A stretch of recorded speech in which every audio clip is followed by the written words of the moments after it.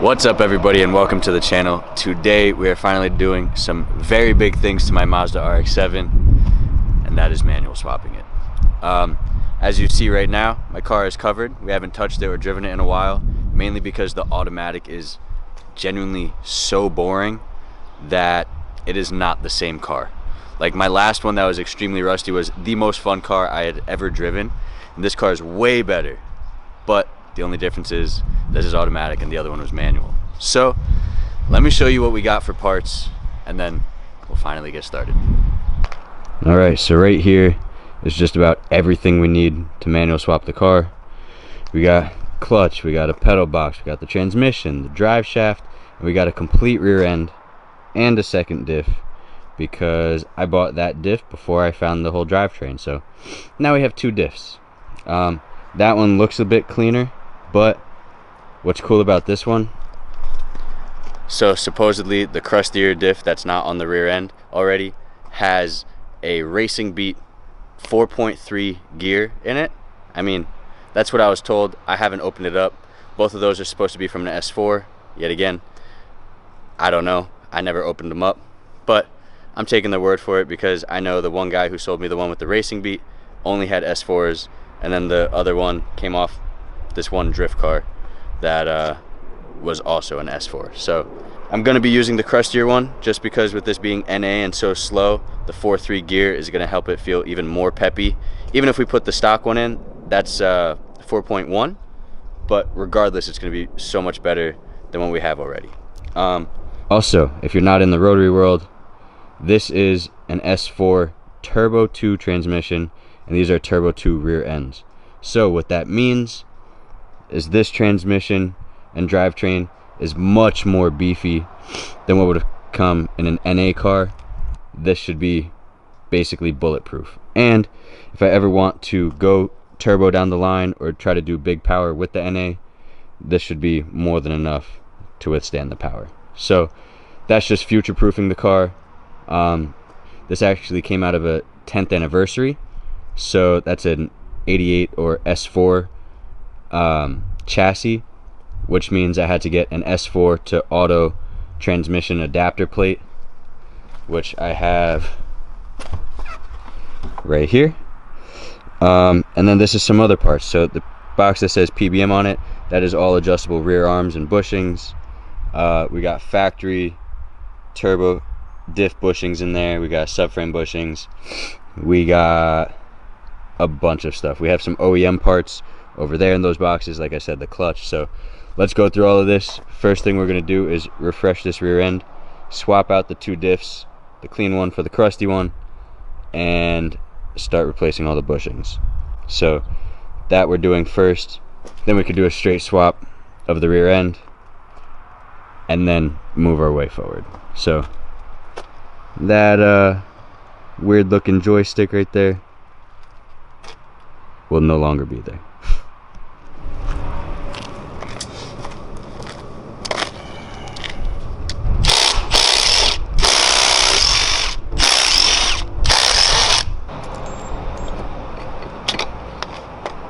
What the fuck, dude? Well, a ball bearing fell out of the axle. Now I have to worry about this. That's probably why this is all wet here, which you don't fucking want.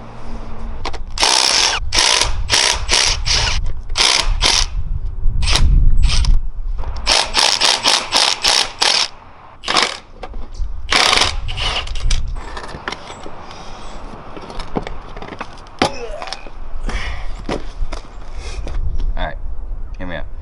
We have to replace the camber links, super easy. We have to replace tow arm, super easy, and camber arm, which is super easy. We also want to replace the bushings and the knuckles, so the rear steer bushing and the bushing for the rear trailing arm. And then we want to replace the bushings in the front of the rear trailing arm. These might be annoying to get out, so let's remove the knuckles and the sway bar and go from there. Light work, baby. from this, put this aside. Just want to say one thing. The annoying part about doing shit for YouTube is that I didn't have to take the transmission or those boxes or the drive shaft out if I wasn't filming a video. But since I did, because I'm filming a video, I'm now tripping over that shit and have to put it back. So just take that into consideration when you do YouTube. You basically do double work.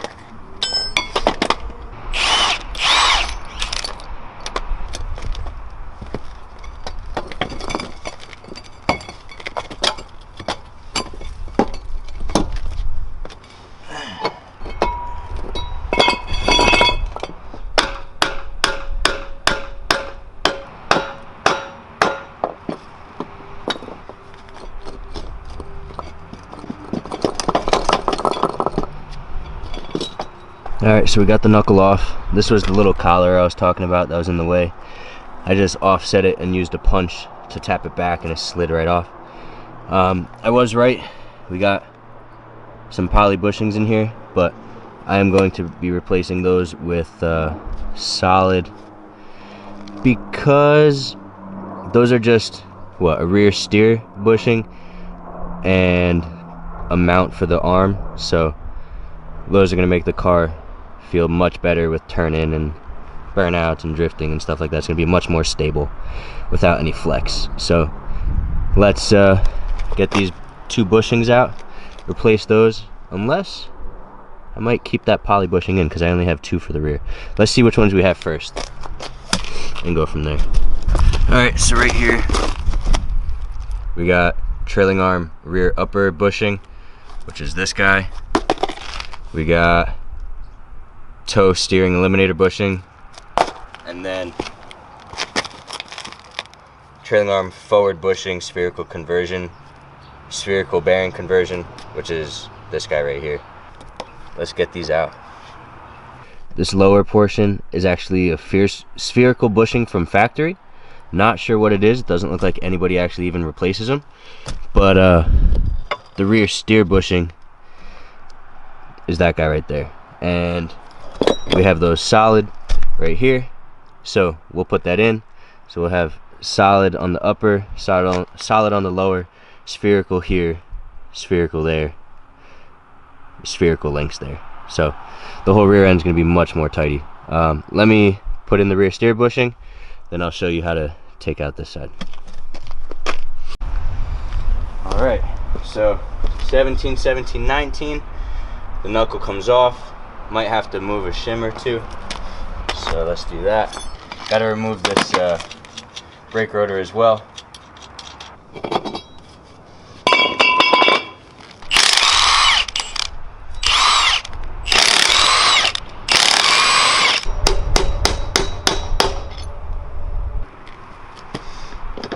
Yep, comes right off.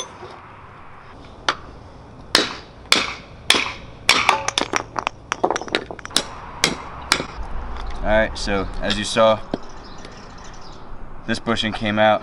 We were able to put that in. Now this one on the arm, I'm drilling out.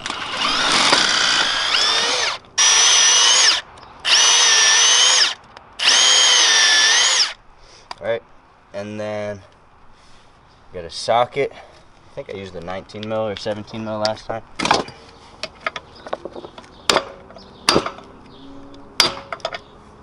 Ow! Maybe a smaller socket. Yep. So that came out. There's like 2 races in here. It's interesting. Alright. And now, sawzall to get this outer race.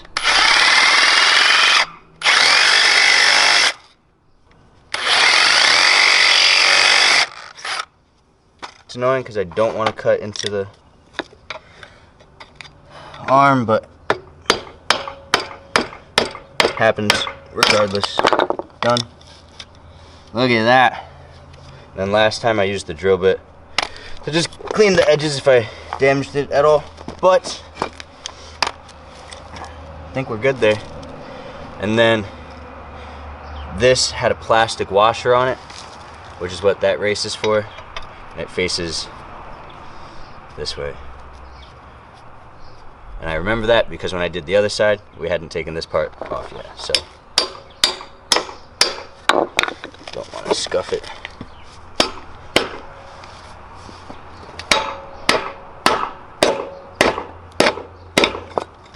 So we'll put this side back together and then we'll work on the front of it. So now it should just slide on. All right.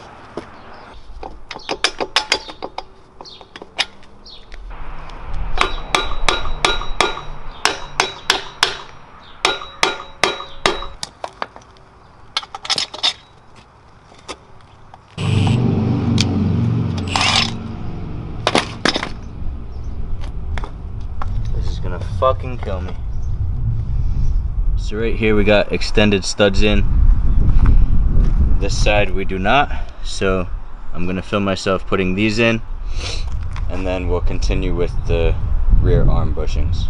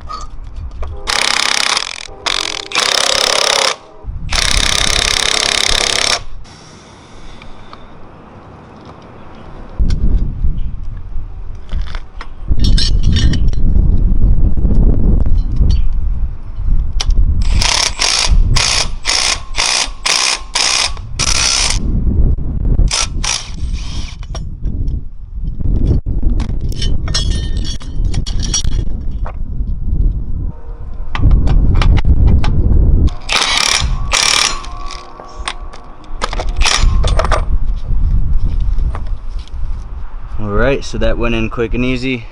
Other side is done.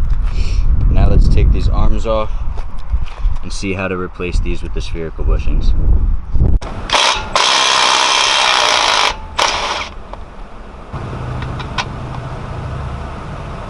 So just be careful with this.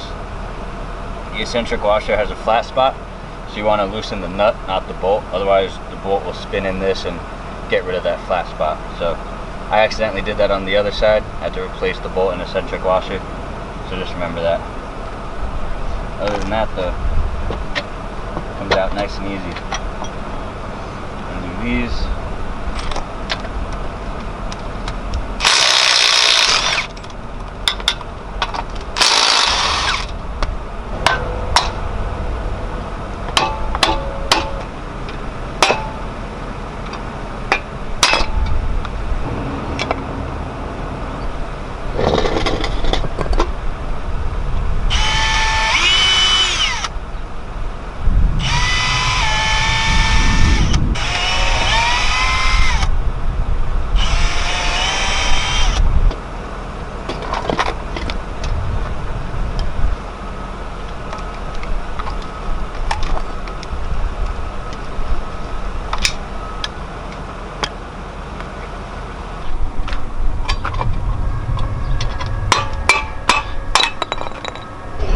Light work, baby.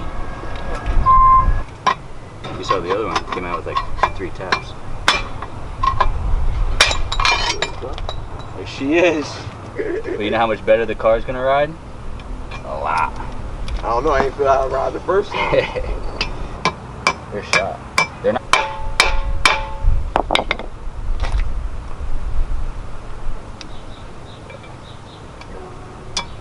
But once this one hits it, it'll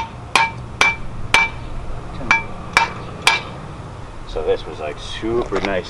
It's like when you fuck up the first time, You know how to do second it. time's easy, bro. What'd that take? Not even 10 minutes? Maybe 20 minutes total to drill it out. Took you 30 Tap minutes. it out. You got to tap it out 3 to 5 times. So you start. It's nice when things go smoothly.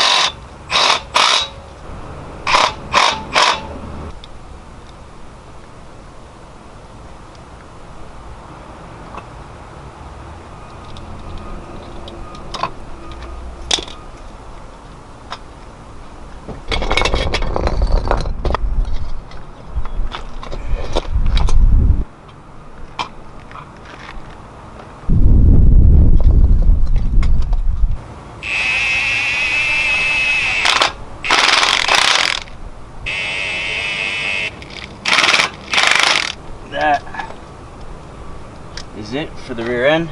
All I gotta do is put the rear diff in, connect the axles, we could swap diffs.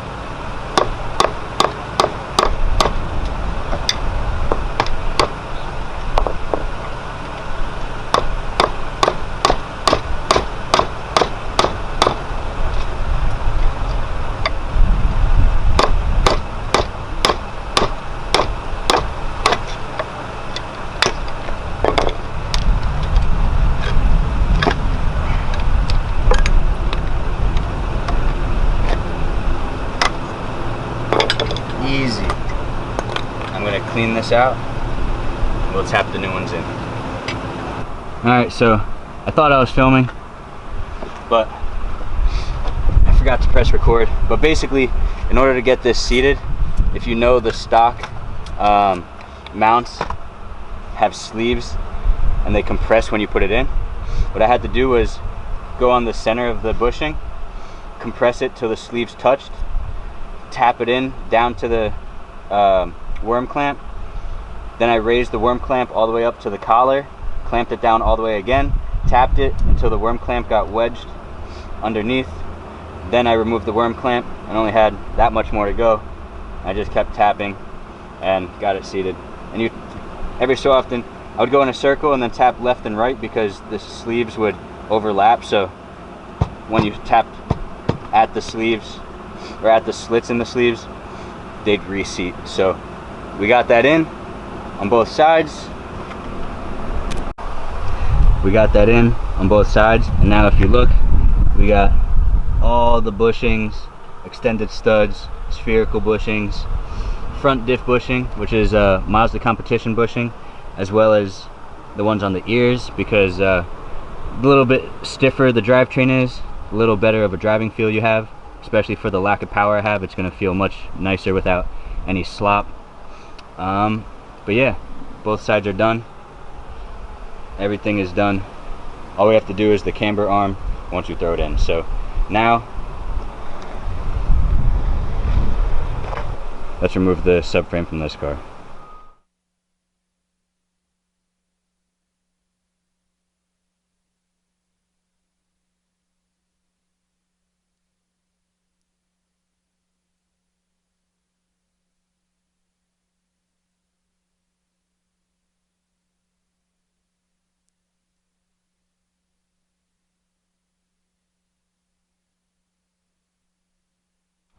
Alright, so as you can see, we got the rear end in. We got our extended studs, we got our solid bushings, we got our oversprayed lateral arm from the previous owner, spherical bushings up front, toe arms in there. But there's one thing, I don't know if you can tell with the wheel off, the toe and the camber are completely out of whack. If you look at this side, it has quite a bit of positive camber. Granted, it's in the air, so I'm going to try to adjust this as best I can before we move on. So this side's even worse. I'm going to put the wheel on, show you this side, and then we'll try to adjust it. So if you look here, that positive camber and toe in is crazy. So I got to figure out how to get that tucked back in like before. So wish me luck. Alright, so messing with the camber arms and toe arms just a little bit. We got the wheel much more sunken in, much straighter. Yes, it's not perfect, it's still towing out a little bit, but we'll get a real alignment for that. And then this side as well, slightly towed out, but at least they're under the fenders and we can go from there. So